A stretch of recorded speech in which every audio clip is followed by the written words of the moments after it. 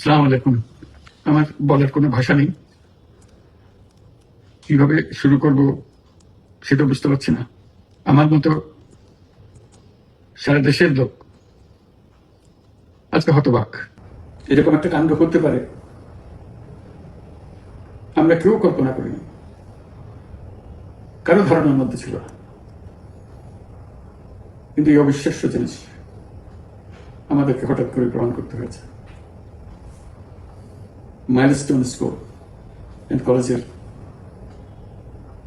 যে দুর্ঘটনা, প্রশিক্ষণ বিমান বিধ্বস্ত হয়ে এই কচি শিশুদের উপরে ঝাঁপিয়ে পড়ল, আগুনে পুড়ে মরল। মা বাপদের আমরা কি জবাব দেব? কি বলবো তাদেরকে? আমরা নিজেদেরকে তো জবাব দিতে পারছি না। অজানা শিশুদের মুখ সবার চোখে ভেসে উঠছে।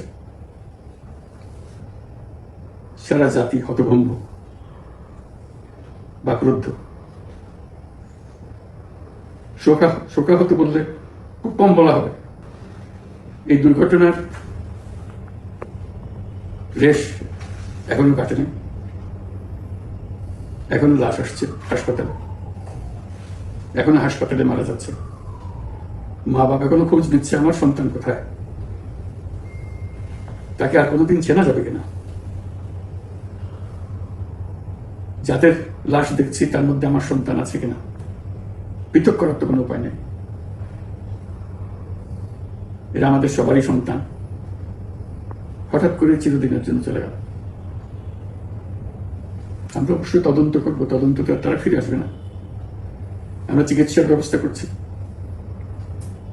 সবাই ঝাঁপিয়ে পড়েছে। সকল হাসপাতাল, সকল মানুষ ছুটে আসছে। আমরা সবার কাছে অনুরোধ করছি, হাসপাতালে ভিড় করবেন না, কারণ যারা আহত তাদের জন্য এটা ভালো না। তারা, তাদের শরীরে রোগ প্রতিরোধের শক্তি নেই। আমরা ভিড়ে থাকলে আমাদের শরীর থেকে কি রোগ তাদের মধ্যে ছড়িয়ে পড়বে তা বলা মুশকিল। কাজে দূরে থেকে দোয়া করেন সবাই। আমরা বাবা মা আত্মীয় স্বজন সবার কাছে আমাদের সহানুভূতি জানাচ্ছি। বাংলাদেশের যত সন্তান আছে সবাই আপনাদের সন্তান। আমরা নিজেদের মনকে সান্ত্বনা দেওয়ার চেষ্টা করুন। আমরা সবাই নিজেদের মনে সান্ত্বনা দিচ্ছি, কিন্তু আপনাদের সান্ত্বনা বিরাট ব্যাপার।